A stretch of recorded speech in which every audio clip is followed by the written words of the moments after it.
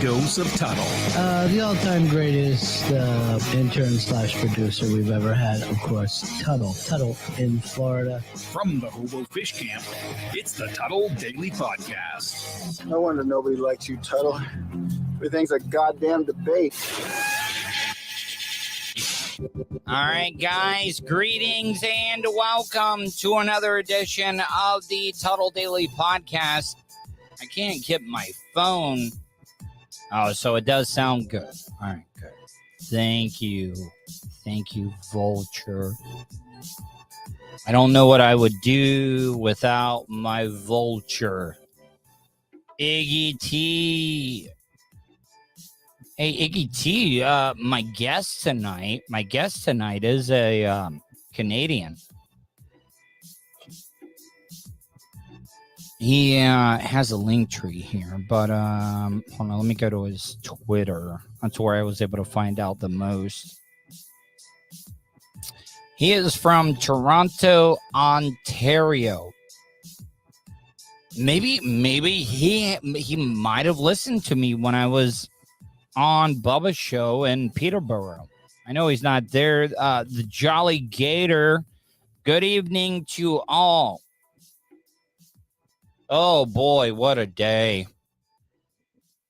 What a mother effing day. Tuddle Mark coming in with 100 bits there. Thank you, my friend. So today, you guys know that I've been doing recruiting for a business. And they are needing an IT guy. ASAP. I need to get an IT guy. Keith Vina says, what's up, buddy?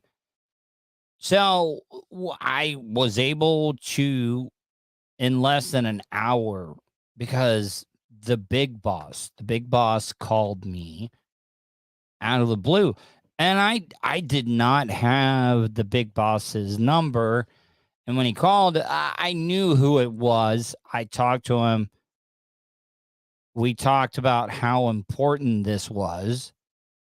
And I keep all the resumes of everybody that I speak to. And I was able to turn around within less than an hour. I was able to get an IT guy in front of him. And that was great. Doesn't sound that stressful, but it does sound stressful when you check out your bank account.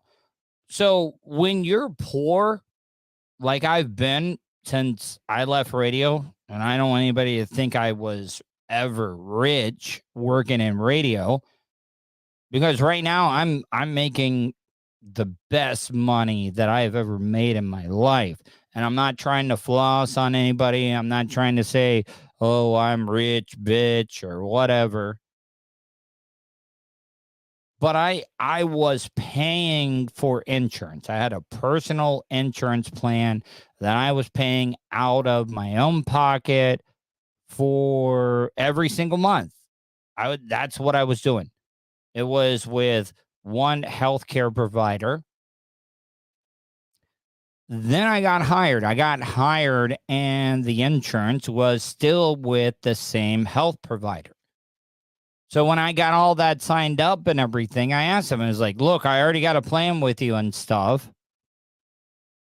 And keep in mind, the one that I was paying out of my pocket was because it was subsidized. It was one of those plans for poor people, which I was. The Living Numbers podcast. You know what, buddy? You know what? I'm going to get with Vulture because I want to get you on the show again. There is another guest that I talked to who is from the United Kingdom that did that movie about the racist groups in the South. I had him on the show. He talked about the movie and stuff. The movie is out now, and I want to get him on. But I also want to get my guy from the Living Numbers podcast.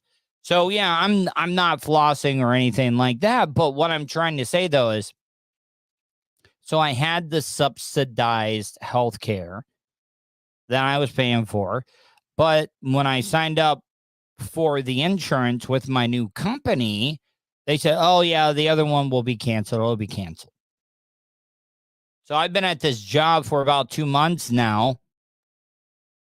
I got you, Tony. Tony, I'll admit, I meet a lot of people and stuff, but Tony, I'll be real. I blanked and I couldn't remember your name.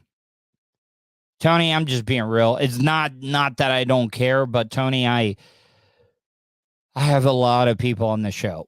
And I know that we had talked about getting you back on, and I want to have you on again. I do. So, Tony, I'm a complete a-hole. I do apologize. So please forgive me.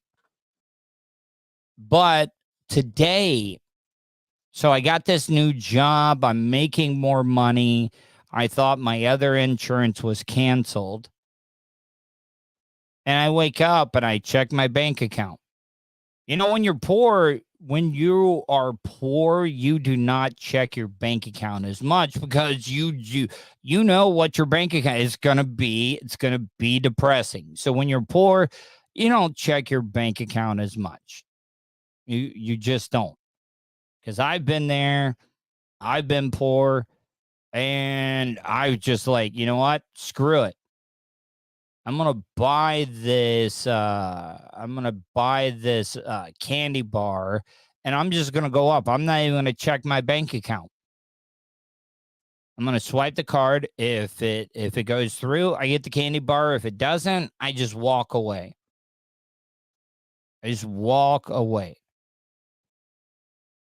Bubba Lost Everything says, hi, brother. What's going on? And you know what? I'm not one of those guys. If you guys are ever looking for a good podcast or whatever, follow my buddy, Tony, the Living Numbers podcast. He has a lot of great guests on. It's a very positive show. It makes you feel good about yourself. Brandon McDonald, he says it's kind of a game, a shameful one. Buddy, it is. So back to the insurance thing that I was talking about is that now that I'm making more money and stuff, you want to know what the subsidized health care that I was paying for out of my own pocket did? Now that I'm making more money, you know what they did? They didn't send me anything. They didn't try to contact me. You know what they did? I was paying $73 a month for my personal health care insurance. I got a charge for $473.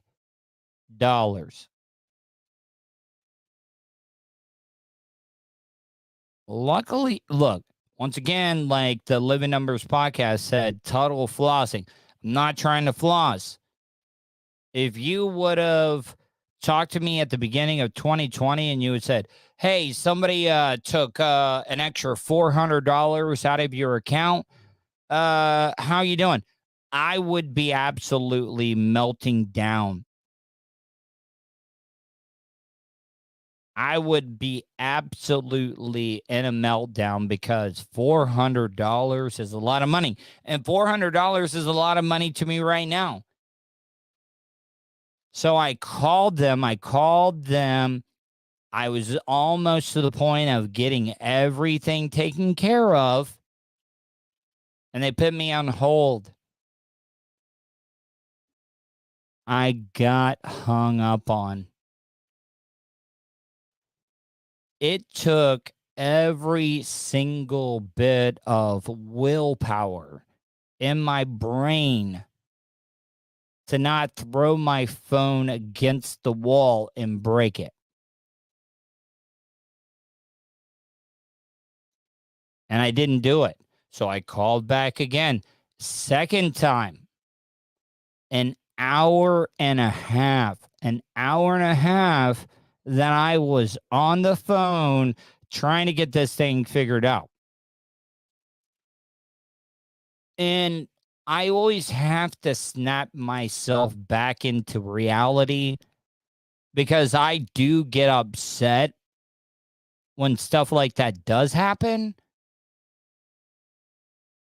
But this nice woman, and I could tell, and I know some people would probably be like, oh, Tuddle, you're being racist by saying, I know for a fact that this was an African-American woman living in the South. I could tell it just from the accent alone.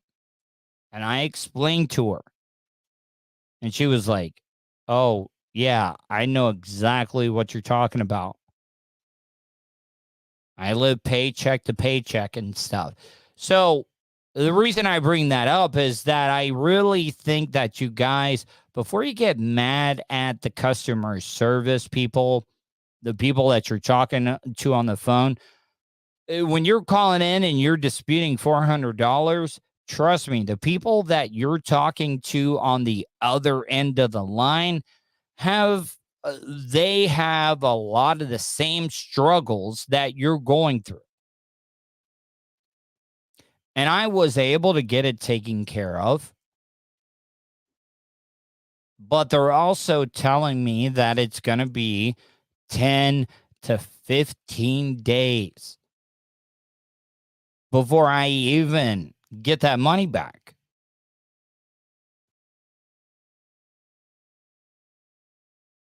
But now I know that the money's going to come back. I've gotten the confirmation codes. I know who I spoke to. I even got their numbers and everything. And I know that it's going to be there, but in the world we're living in right now, $475, even though that I know that it's coming back to me, it hurts not having those available funds in your bank account. It is just crazy. Keith Vina says out, so I'm pretty sure talking about the money. Bubba lost everything. LAMO 2022 customer service. I mean, I try to be respectful. I try not to get upset with customer service people. It's really, really hard to do. And if you guys want to call in and you want to talk to me about this topic, you can easily do that. You can give me a call, 407-270-3044. Once again, that is 407-270-3044. And if you don't want to call in, you can easily text there. If you want to text to that number, you can do that. If you don't want to be in the chat room and everything. Keith Vina, are you on Obamacare insurance? At the beginning of the year, yeah, maybe I was. I don't know. I was paying $73 a month. And then when I picked up this new job I had my insurance through the same insurance company I had before I started with the company that I'm at now, same insurance. Same exact insurance. And when I signed up at the new place, oh, yeah, it'll be taken care of. You don't have to worry about the other place. No, I'm not even going to worry about disputing the $73 from the month before. So, but when you charge me $400, no, I'm not going to stand by idle when it comes to that. I'm just not going to do it. Jamie O, hey, Tuddle, hope your day went well. And that's the thing about it. I had a great day.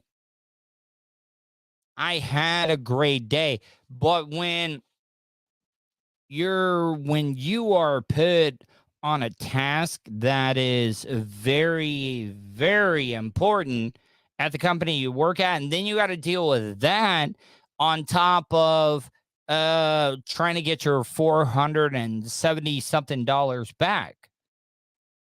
That is pretty stressful. The weakest link, $500 is a lot of money to have to wait 2 weeks to be refunded. Exactly.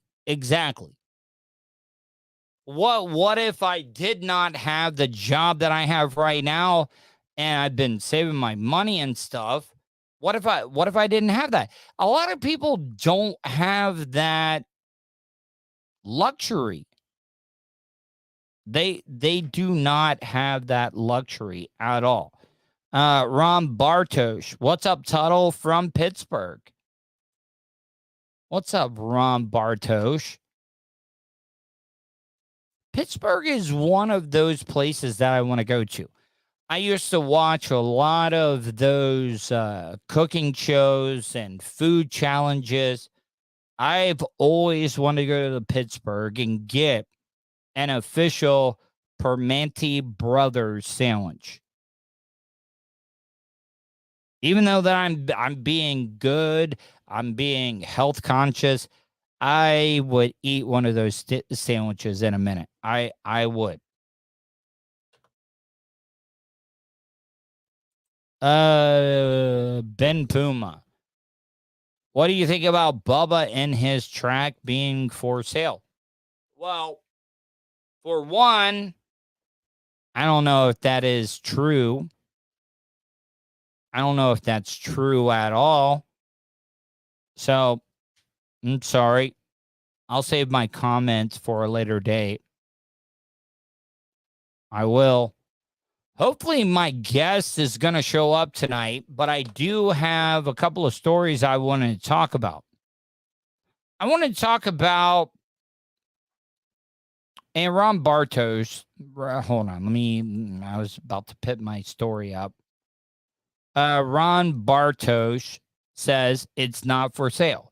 See, I will read the comments, but I'm not going to comment on something that I don't know is true or not. So, a lot of the people want to jump in. They want to kind of stir stuff up and everything. And I'm just not going to bite on it. But there is a weird ass story that right wheel. For the first time, audio. It's this story where this co-pilot had some problems, or this pilot had some problems with the landing gear.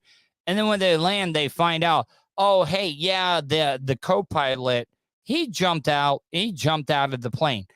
I just find this absolutely suspicious. From inside the cockpit during an emergency landing near Raleigh, North Carolina. How do you intend to land at Raleigh-Durham? Get as slow as we can, and I guess we're going to put it on the belly. The twin-engine turboprop plane seen barreling past emergency vehicles before skidding off the runway and spinning to a stop. The plane took off with 2 pilots. We had 2 persons on board, but landed with only 1 in. All right. So what happened?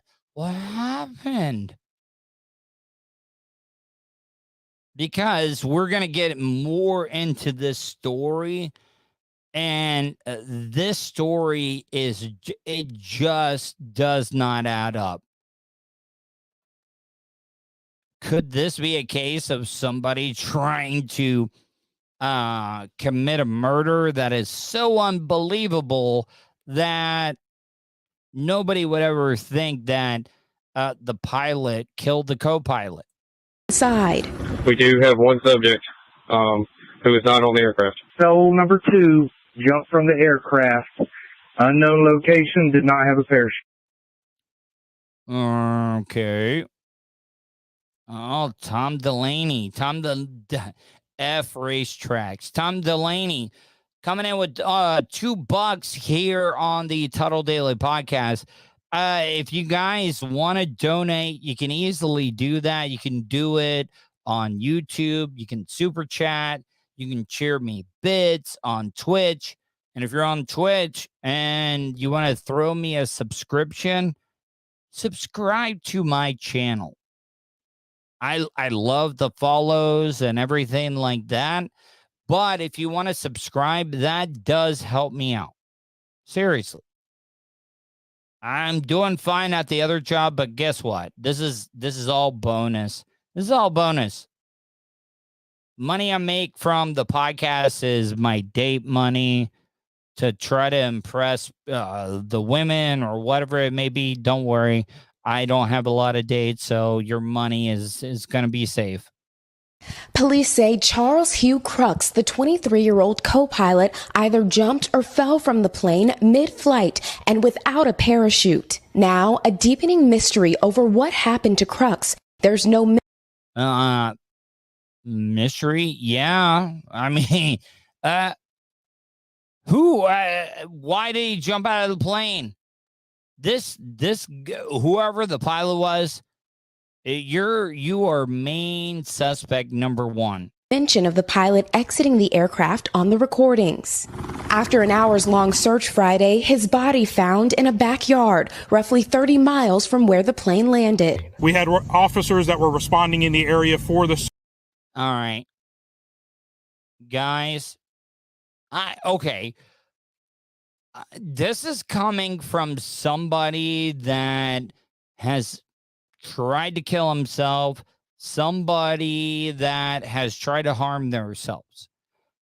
Do not jump off of buildings in big cities because you do not know who you're going to possibly fall on. But this just seems really, really suspicious. The weakest link, this sounds like murder to me. Yes, it does. Keith Vina seems awful suspicious to me. And Joe says brutal. Could you imagine if your kids were playing in the backyard or you were having a barbecue outside, and while all this was going on, a body falls from the sky, a la Con Air, when they threw Dave Chappelle out the landing gear to be able to get a message back? This is absolutely, it's horrendous. Search and were flagged down by a resident. They had heard something in their backyard. Crooks's family tonight reeling from their loss. We are totally devastated. Charlie was born to fly. From the time he was... He wasn't born to fly.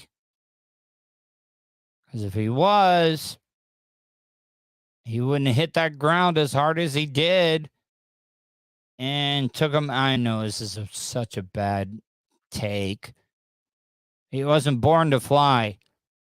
I don't know why you, as his parents, aren't like, yeah, the pilot killed him. A little kid. It just lit him up. It was always his passion. The other pilot, whose identity is still unknown, was taken to the hospital and treated for minor injuries. The FAA and National Transportation Safety Board are still investigating. Yeah. See, I had to cut that story short because they, for some reason, a lot of these news websites, they like to put their little things over the top of it and everything. Yeah, no, I'm not having it. I don't know if I'm going to be able to, you know what, I'm just going to hop right into this next story because I can't. I'm not saying that my guest is not going to show up, but I just got to roll into the next story. Attend concerts with stars like Travis. As bad as the economy has been, and everybody, they want to say we're not in a recession now, but we are. We're in a recession. And a story like this absolutely blows my mind. And I think we're kind of doomed as a society, as a country, when a lot of people are struggling right now, but we're talking about, I know I'm sounding like Alan. Are we talking? We're talking about practice here. We're talking about practice. No, we're talking about the metaverse here, people. We're talking about the meta. How would you like to hang out with friends, attend concerts with stars like Travis Scott, Post Malone, and Ariana Grande, take yoga classes, and you guessed it, shop right from home? You can in the metaverse, a virtual online world. I've purchased and acquired thousands of digital pieces of clothing. All right, so you guys realize what's going on the metaverse? That people are living their real lives in an alternate reality that's on the computers. It kind of sickens me. It does. Because there's a lot of people out there in the world. There's a lot of people out in the world that are really, really struggling. And it's just, people are spending money buying virtual real estate. People are buying virtual clothing. People are buying virtual homes. People are buying virtual Chipotle. And everybody's like, oh, this is an investment. Kevin Clark is an avid metaverse shopper. This is his avatar. He spends about 4 hours a day in the digital world. This is just one of the many outfits that I have. I spent probably $5,000 to $8,000. What the fuck is going on when people care more about a virtual world instead of the real life? I've talked about this before. I talked about this on yesterday's show. I talked about how people look down on the homeless, how people judge the homeless, thinking that they're lazy and this and that. I really almost think that the homeless have it figured out. I really think that the homeless has it figured out, because why are we working our fingers to the bone just to struggle more? And then you got people like this that's spending like $8,000 on virtual clothing, virtual this, virtual that. I don't know. I know that I probably sound like the old guy, old peepaw that's just screaming at the sky and everything. But man, oh man, are we just screwed as a society? Just in the last 2 years. That's money Kevin spent on clothes he only wears in the metaverse. Senior media and tech correspondent Julia Borston reports on the metaverse for CNBC. Why do you think people want to spend real money on digital assets, things they can't have in real life? People are spending real money in the metaverse. They want to have an experience that's more like their real life experience. Am I the only one that has a problem with what they just said? That they're willing to spend all this money in the virtual world. Yes, I know that, and I don't want anybody to think that I don't realize that there is some type of value for it. But man, oh man, no wonder we're not having these personal connections. Wonder why we have so many people that are just disassociated with life, that they would rather live it in a virtual world instead of having real world connections and experiences with people.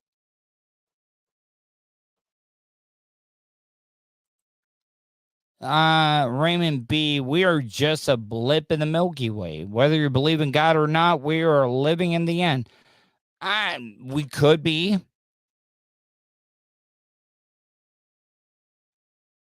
We all could be living in the, but this is just, it makes me feel bad about the future. It really does.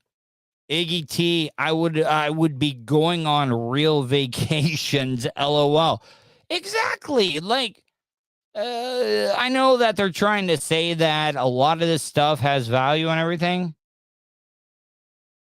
It does have value, but man, what are you missing out on? You know what? Dave Bowers writes, each generation is getting more whack. I think you can. I think you might be right. Michael White writes, Ready Player One time. David Bowers, Generation X was the best non-pushy generation. And Musty also writes, I'm not convinced on this meta stuff. I'm not as well. Everybody wants to talk about privacy and stuff. What do you think that this is going to do to the whole privacy thing? We are just and the last thing that I wanted to be as a podcaster is a political or conspiracy theory. I'm just talking about my thoughts, people. I really don't care. I really don't give a fuck what any of you guys are doing. I mean, not in a bad way, like I don't care about you, but what you do in your own personal life, that's on you. It really, really is. But let me go back to Dave Bauer's comment. Dave Bauer, Generation X was the best non-pushy generation. I'm a part of Generation X, but I will say this about Generation X. We lived in the sweet spot. Generation X lived in a sweet spot when it came to generations. We were in our high school years and stuff. We lived in a generation where at very best, you had your parents gave you a beeper or a pager.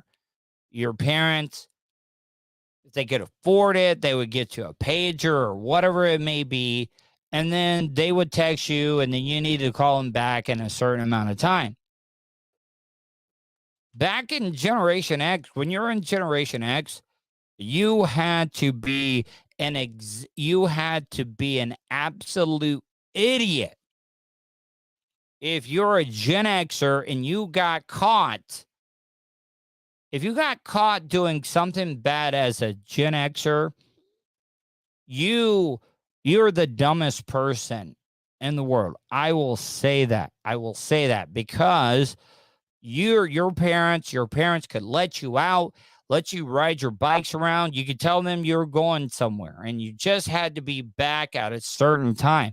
And if you did call them, be like, hey, I'm staying at such and such place, and they agreed to that, you could do, the world was your oyster. You could do whatever you want to. You could stay out, you could party all night, you could drink, you could wake up hungover as fuck in a field in the middle of Volusia County, and your parents would have never, ever known. Because guess what? We didn't have... Well, I think my guest is coming on. Hey, how are you, my friend? You there? Can you hear me? Hello? Are you there, my friend? I am there. Can you hear me? Yeah, I can hear you. How are you? I'm all right. How are you, sir? All right. So before we get into it, and this always happens with my guests. I mean, you got a pretty nice setup there, man. Thank you. Thank you. That studio looks good. It's not a green screen and everything like I have. Oh, I didn't realize it was a green screen. No, it is. It is. You know, I consider myself like the MacGyver of sound studios and stuff. Like I got pillows that I've thumbtacked up against the walls and everything, just so I don't get an echo and everything. Right. Yeah. Can you turn? It's the audience says kind of difficult to hear you. I got you potted up all the way on my board right now, so. Hold on 1 second. I don't know if you can jack your voice up there a little bit. How about now? Oh, yeah, that sounds much better. Sounds much better. All right, so. Thanks for having me, man. All right, so I always, this is like a running gimmick when it comes to my guests and everything. Yes. I always mess up on the names, okay? And then, now the last name I can get, okay, is I'm going to take a stab at it, okay? Let's see. All right. Dejan. Pretty much, yeah. Dejan. Emphasis on the Dejan. Yeah. But that's actually my middle name. So my artistic moniker is my first and my middle name, my real first and my middle name. So my first name is Arys, and my middle name is Dejan. Arys Dejan. Yeah. So that's what I got. So Darius, all right. So because I want to hop in, I want to bring you in on the topic I was talking about before you came on. Before we get into that, tell my audience a little bit about yourself and how they can check out any of your stuff.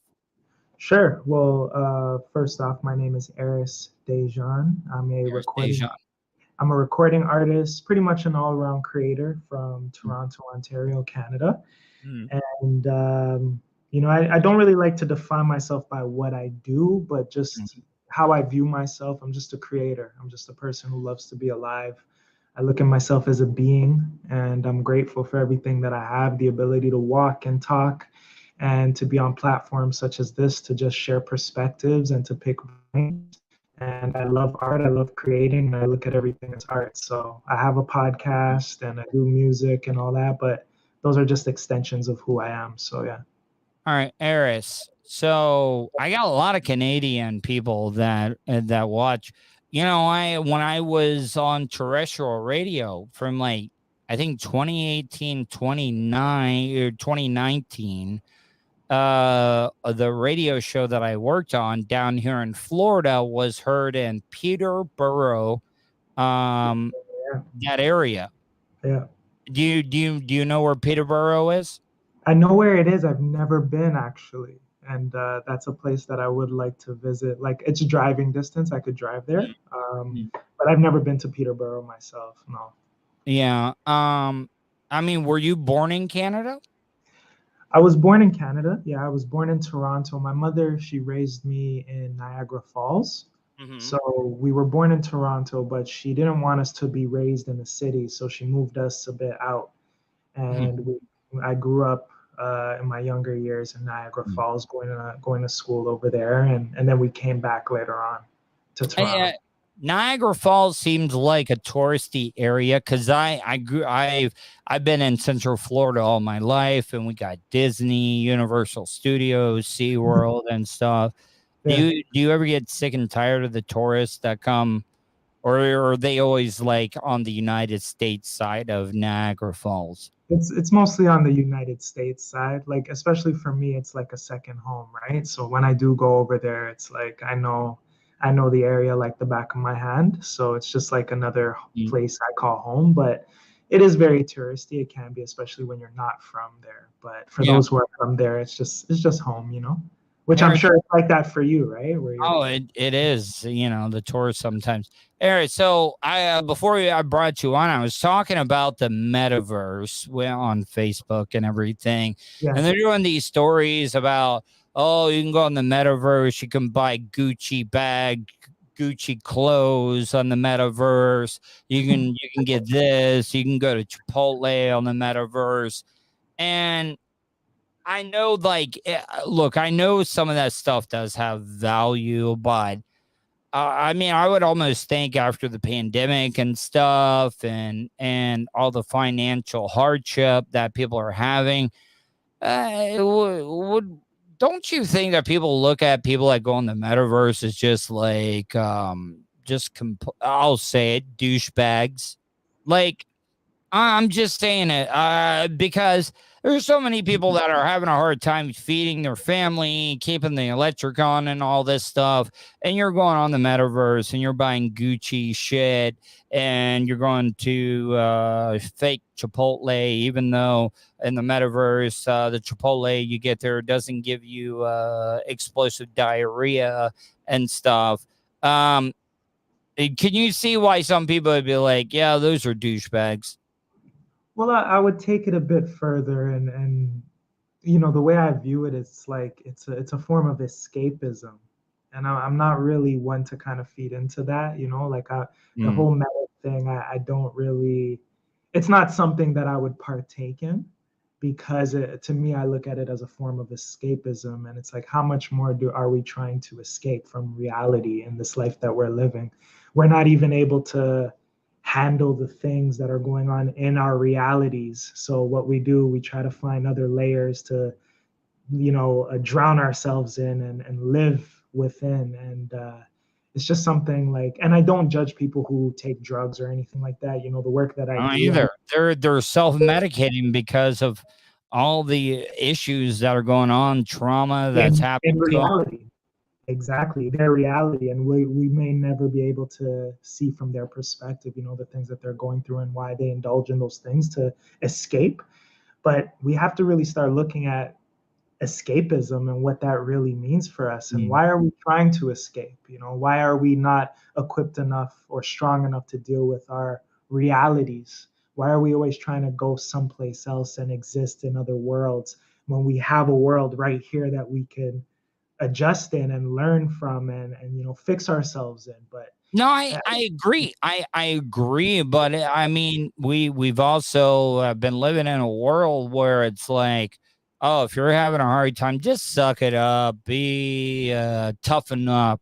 You need to pick yourself up from the bootstraps and all that stuff. And mental illness is something that we don't talk a lot about, especially here in the United States, but all over the world and everything.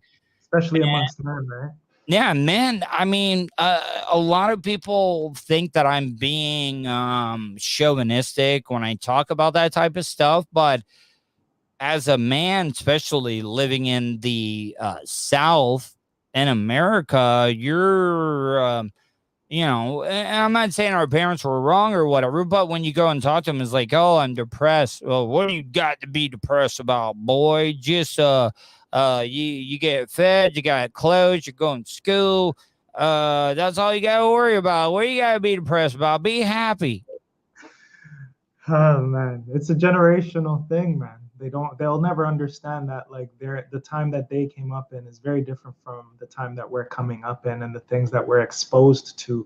But I still don't feel like escaping is the right way to deal with those things. But I also don't think that the concept of sucking it up and being a man and don't cry, I don't think that those are the answers either. We really have to find, and I'm no expert, this is just from my experience and from the work that I do. Of course. We have to find ways to really, deal with our shit, Yeah, no, you can say whatever you want to, man. Yeah, just let it rip. And I'm guilty of not, I get hurt, I get into slumps and stuff like that, and I'm always trying to maneuver and figure out how to get out of it. And it's a day-to-day struggle in this life that we live. It's just what life is about, ups and downs, roller coasters. But a lot of us don't know how to deal with those things or have the channels. Like you and I, for an example, we have platforms that maybe we could speak on. And maybe this is a form of therapy for us, like personal. Oh, it is therapy. for me. Yeah, it definitely is for me. But a lot of people don't have something like this. So what do they go to next? They might indulge in some things that aren't so good for them to numb that pain or that sadness or hurt, or from the breakups or family issues. So we got to find ways and different channels to help ourselves, Hey, Arys, and I don't want anybody to think like this is just turning into, an anti-female type thing. Never, but never. No. But do you think that we have kind of gone to one direction so much that it's kind of like, fuck a man's feelings, fuck what he's going through and stuff. And because it's kind of like, and I do believe that a lot of the ladies have gotten the raw end of the stick of whatever it may be. But do you also think at the same time that men are just kind of sometimes a casualty at points? Like, they don't get the benefit of the doubt. They don't get to show their true feelings and stuff when it comes to that, because it makes them look like a lesser of a person. Well, I think we've done it to ourselves, both men and women. Like, I don't think I think it's always been like that, to be honest. It's just that we're seeing it more so now, especially with the social media stuff and cancel culture. And, there aren't many organizations for your average heterosexual male. But at the same time, it was sort of the hierarchy and stuff like that was created by males, white males specifically. So women have always felt lesser than. So there's always been this imbalance in between when it comes to male and female, and men have a lot to do with the whole, suck it up, boys don't cry culture. So I feel like we've done it to ourselves over time. We're seeing a bit of a shift, and at the end of the day, women actually like men who are more sensitive, But no, no, man, you know how many times that I have been told, like, and it's not because of me. Look, I'm a nerd. I'm very awkward. I like being by myself, but I also don't like being alone. And then, I was taught growing up by my father to respect women. You're polite, you're nice. And I became friends with this one girl. Her name is Addie. She's from the New York area, came down here. I just happened to meet her, and we've become like best friends and everything. Okay. But she told me that when she first met me, my politeness, my niceness came off a little like I had ulterior motives, or I was being creepy, or whatever it may be. And that I was like, I'm glad that we became really, really good friends, but it was kind of like, what the fuck, man? Yeah, like, what is a man supposed to do? You're damned if you do and you're damned if you don't. But maybe if I change what I said earlier, like maybe the woman, the woman who has been raised a bit differently in the right way, I find they'll respect a man who is in tune with his emotions and is a bit sensitive, because that's just who we are as people, as beings. We're supposed to be sensitive. We're supposed to feel. We're supposed to express ourselves, male or female. And it takes a real person to acknowledge that and recognize that. So it's all about finding your person or people, the right people to be around who understand that, because it's the people who are kind of brainwashed, who don't like stuff like that, who kind of shun that. Like the whole boys don't cry culture, it's not a good thing. Just because majority of the world has been like that and have pushed that onto men, it doesn't mean it's the right thing. So I think when we find people who appreciate honesty, who appreciate openness and respectfulness and all of that, and sensitivity, those are the people you got to keep around you. You don't want to impress anybody. If a girl doesn't appreciate how nice you are, fuck her, man. Yeah. So She's the wrong girl. Let's talk about some of the content you're putting out. Tell me about the music. Tell me about all that stuff. What are some of the messages and everything that you're trying to get out there? Well, similar to the things you and I are discussing today, I just want to, I do my best to speak from the heart, and the conversations that I have with people on the Who and How Club, which is the podcast right here. It's just, I focus on who people are and how they became the who's that they are. So just speaking about their brains, how they think, and what got them to the point that of where I'm seeing them at today. Like you and I are meeting today for the first time, but I know there's more to you, and that journey is what I'm interested in. What makes you think the way that you think? What experiences have you been through to get you to the point that you're at today? And what's next for you, you know, because tomorrow is going to come, next week is going to come. You may not think the same way you think today, next week or 2 months from now, and that's going to be based off of your experiences or your self-reflection. So even in my music, it's very self-reflective, and I talk about my experiences. I don't, you know, I think we could all just learn from one another if we do our best to be open with ourselves. I agree with you. Well, I mean, when I do my interviews, I like to know the basic info and stuff.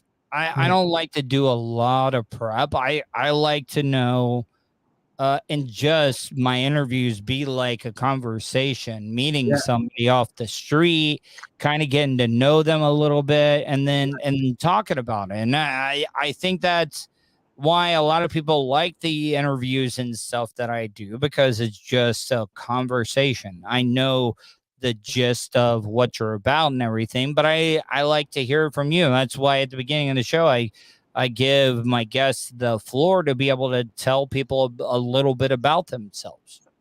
100%. I think, you know, us being strangers, it shouldn't develop a barrier for us to not be able to speak with each other or one another. You know, a lot of people are afraid of other people because they don't know them or they're not a part of their inner circles. But that's like one of the joys of life. Like, I don't know you, but I get an opportunity to know you, and in this moment, and we could all learn from one another, even if we don't know each other. You know, yeah. like that. Well, so what are some of the big issues that you guys are paying attention to up in Canada right now? Is the monkeypox hitting Canada at all right now? Nothing crazy right now. There are a lot of weird situations like carjackings right now. A lot of carjackings are kind of. How do they carjack? You guys are strict on guns up there, right? Or no? Yeah, we had a very unique situation in the news about a week and change ago where a woman, her car got taken from her on the highway by a lady who was on a bike, like a regular bicycle. She got off her bike waving for help, and you know, the nice Canadians that we are, that's the stereotype. You know how many people get mad at me? I have a do not get involved policy. Like, seriously, I don't. I know a lot of people get, if I'm at the beach and I see somebody out there drowning, no, I'm not swimming out there to save that person, because guess what? I got a family.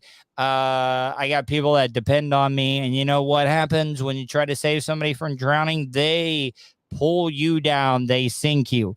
If a woman is broke down in the middle of the road and she needs help pushing her car off the road, nope, sorry, don't help you, because guess what? In Florida, we got a lot of distracted drivers, and I'm not putting myself in that situation to get run over. It's just, I'm sorry. I know it seems callous. Yeah. Some people hate me for that. It's just the way that I feel. What are your feelings on, like, let's say you're in traffic and there's a guy or a girl who has a sign, you know, like, I'm living on the streets right now, could use some change. Are you the type to give? No. No. If I'm in traffic, I'm definitely not giving any money. But a lot of people get this kind of screwed up, because I was institutionalized for a little bit. I know a lot of people self-medicate, do this, do that. And some, for the most part, everybody thinks that homeless people that are begging are just lazy. They're lazy. They don't want to work, all that stuff. Now, sometimes that might be true, but at the same time, I've just been in radio broadcasting and stuff. I like to talk. I like to hear people's stories. And I just tell people, don't judge. You don't know what their story is. You don't know what type of trauma they had in their past. You don't know, like, if they can't get hired because they have a mental illness or something like that. Yes. And like, there's a couple of homeless people in the area that I live in that they never ask me for money. They'll say, hey, here in Florida, it's really hot. And this one guy, his name is Andy. Andy, he'll ask me every once in a while. He doesn't bug me all the time. He says, hey, man, can you get me a Hershey's chocolate bar and an orange Gatorade? Yes. I get it for him. Whenever I can. If I got some extra money, I'll get it for him. And I'm not going to talk about his story, but he's had some bad things that have happened to him. Yep. And he's not out there stealing, robbing, doing whatever. He just wants to be left alone. Yes. And if somebody wants to help him out or somebody's kind enough to talk to him, he'll take the help. And that's the way that I feel about that. Yeah, everyone has a story. That's the work that I do. I work with the homeless population, working in shelters and managing shelter sites and stuff like that. And a lot of it comes down to mental illness. It does. Yeah. Yes. Because in 2019 I tried to harm myself. Luckily I was unsuccessful. I got Baker acted. I was in the hospital.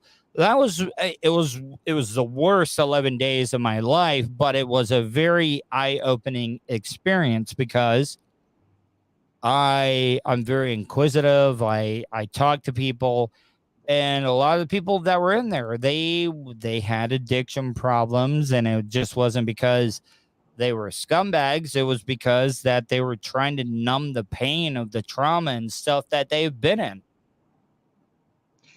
I have a question for you, if it's okay for me to ask. Are you happy that you're still here? Yeah, I am. Good. I am, because at the time I was not thinking, but I panicked at the time. Talked to my mom, my dad. My dad's no longer around now, but I talked to my mom and dad, and they were just like, you don't realize what that would have done to us. And they weren't telling me that in a way to make me feel bad. It was just like, we're glad you weren't successful. We hope you never do it again. And maybe you weren't thinking about it. They weren't saying that out of a place to try to make me feel bad for what I tried to do. Is just like, do you realize what that would have done to us? And were you just and I'm asking because I've been there, so were you, and I have felt myself that I'm just kind of tired of being here. Was it one of those, you were tired of being here, you don't want to go through it anymore? Because I was here in this country, we over medicate. I was on some medications that I probably shouldn't have been on. I was on some mood stabilizing, and then I was drinking on top of that. I wasn't getting a lot of sleep. I just woke up one morning. It wasn't something that I've been playing. I just woke up and I just felt like an empty vessel. I felt, and I'm not a religious person. I don't believe in souls and all that stuff. But if I was going to describe it to him, I just felt empty. I just felt like empty inside. I tried to shake it off. I went to the mirror, put water on my face. I didn't even recognize myself. Jesus. And I freaked out. And I was unsuccessful. Went into the radio show that day. They could tell something was wrong. I talked about it. I admitted what I did. It just, everything worked out for a reason. It did. And it was stupid. I got off of all those mood stabilizing drugs. I've been sober now since the end of 2019, and it's been difficult. Getting off of those mood stabilizing drugs were harder than getting off the alcohol, in my opinion. Well, I'm happy you're here, man. Well, thank you. I really appreciate that. And look, I'm sorry if I'm just bumming it out, but I've always just been real about talking about stuff. Oh, man. listen, I know you say you don't believe in God and stuff like that, which I understand, but I came across. No, go ahead. Yeah, I don't want you to think like I look down on people that are religious. I don't. Right. Okay. I do not. I do not. Like, I come from a place. The reason I hate organized religion is the abuse to the children and stuff. And I don't look down on people. If religion makes you a better person, then good for you. Yeah. Do I believe in religion? No, I don't. But if it makes you a better person, what you do in your personal life, I don't care. Yes, definitely. I agree with you. I'm not into organized religion either. And I have my own unique perspective on my beliefs. And every time I share it, a lot of people feel uneasy because they don't know how to fit it in a box, you know? But I have my own personal beliefs. And I do believe that I get messages sometimes. And I did get a message sometimes. It was either yesterday or the day before, because in 2020, like I almost, like I've spoken about this on my show, like I almost died. And what can I ask from what? I think I was having. I thought it was a heart attack. But they couldn't define it. They didn't. I remember the first panic attack I had. Like, nobody that's living knows what it's like to die. Like, but I had my first panic attack from anxiety and stuff. And it's a weird thing when you say, "Oh, I felt like it was that." Well, how do you know you felt like you were dying if you never died before? And I just knew. It's just this feeling of impending doom. And you let go. You're like, okay. You resigned to the fact, I'm about to die. I'm just going to sit in this chair, and you just give up. Well, I fell off the chair, and I couldn't. It was like I couldn't move. It was like I was seeing me, but not as my. It's like I could see everything going on, and I was crying profusely, but with no emotion. Like I was stuck. Mm-hmm. And thankfully, my aunt and my uncle were in the room, but it was like during Thanksgiving dinner. And I fell off the chair, and it was like, I don't know what it was, but I was done, and I was letting go, and I was blacking out. And I got a message a couple days ago as sort of like a reminder saying, you know, like, you're still here. Like, you're still here. You've been given like another chance to live, you know, because sometimes I forget about that moment. That moment made such a difference in my life. But because it's like a couple years ago, you forget how far you've come, or like moments in your life that like remind you like, hey, if you've made it out of that, you could definitely make it out of this. This is nothing because you made it out of that.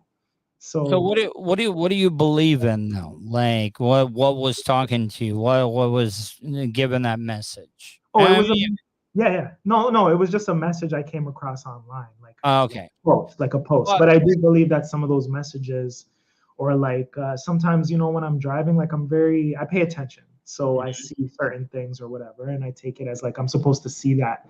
But I believe that, you know, I was created. I don't necessarily call it God. I might call it God sometimes, for lack of a better term, but I don't know. I just feel like I'm an artist. I'm a creator. So if I create, I must come from a creator as well. So I must be someone's creation. Well, you know, that's how I look at it. Everything is art, you know, us as art.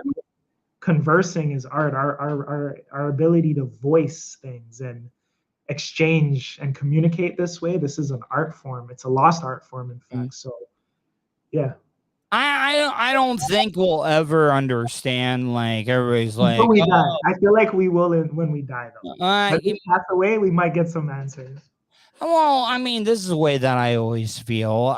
This is what I believe in. Okay, I believe in energy never dies. Like energy always gets recycled. If you look up into the stars, I'm big into science and all that stuff. When you look up at the stars, and you know, with this James Webb telescope that's come out, we're looking at the same things, the same atoms, the same elements that make up those stars is what we're made up of. And then when those stars die, they spew out their guts and they form new stars and stuff. I have a hard time believing in a creator, somebody that is knows everything that has happened, everything that is happening, and everything that's gonna happen. Because I just feel like, with as bad as things are right now, if there is a creator that's in control of everything, then he's not a cool guy. With everything we're going through right now. Jesus. I don't disagree with that sentiment at all. I wouldn't disagree. It's I question things, you know, like I think that's our purpose, to question it all, question existence, even like, why are we alive? Like, who put us here? Did we just show up one day and just, you know, like, even though you believe, or someone might believe, you should still be able to question it as well. And if you have to denounce sometimes, do it. Like, I've had moments where I was angry with my creator and upset, you know, and like, it's like a relationship. But to keep going and to keep living, you must have some sort of hope in something, or faith in something, even if it's just yourself, you know, wanting, that's keeping you to want to continue. Because the whole world, if you think about it, the whole world is full of people who want to be alive. Like, you could easily end it. I could end my life today if I really didn't want to be here. Yeah, but I mean, but is that just because of our animal genetics telling us our survival instinct? Is that the why? Is that the reason why?